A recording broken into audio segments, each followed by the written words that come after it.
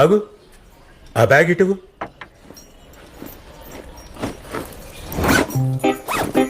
అరే పుస్తకాలు లేవురా, అన్ని డబ్బాలే ఉన్నాయి. ఈరోజు మాక్ ఎగ్జామ్ కదా డాడీ, బుక్స్ అవసరం లేదు. ఇది దేనికిరా? 10 o'clock బ్రేక్ లో తిన్న టిఫిన్. అరే ఇప్పుడే తిన్నావు కదరా. అరిగిపోతుంది కదా డాడీ. మరి ఇదెందుకురా? లంచ్ లో డాడీ, లంచ్ తినాలి కదా. మరి మూడోది దేనికిరా? 3:30 బ్రేక్ లో స్నాక్స్. కొంచెం సీరియస్ గా చదువు ఈసారైనా. ఇద్దరు డాక్టర్లకి ఓ మొద్దు కూతురుందని నవ్వుతున్నారమ్మా బయట. వీళ్ళిద్దరూ దొంగ డాక్టర్లు. గవర్నమెంట్ హాస్పిటల్లో మంచి జాబ్ పెట్టుకొని పైసల కోసం క్లినిక్లనే ఎక్కువసేపు ఉంటారు. ఇప్పుడు దాన్ని ఎందుకురా కుక్కలా జీక్తును? అమ్మాయి అందంగా ఉంటే సరిపోతారా? ఆమె గుణగణాలు ఏందో తెలుసుకోవాలి. ఏంద్ర దిక్కలేదు.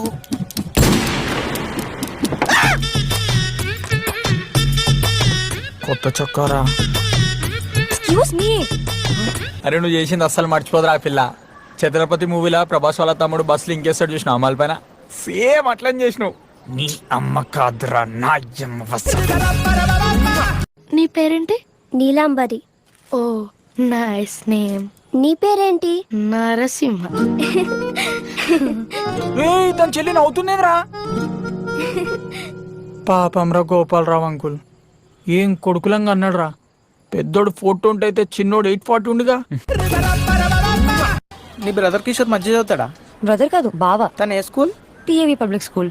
ఎందుకు? మొత్తం పొగరబోతలు ఉంటారా. Very spoil batch. జాగ్రత్తగా ఉండాడుతో. మొత్తం గాంజా డ్రగ్స్ గర్ల్స్.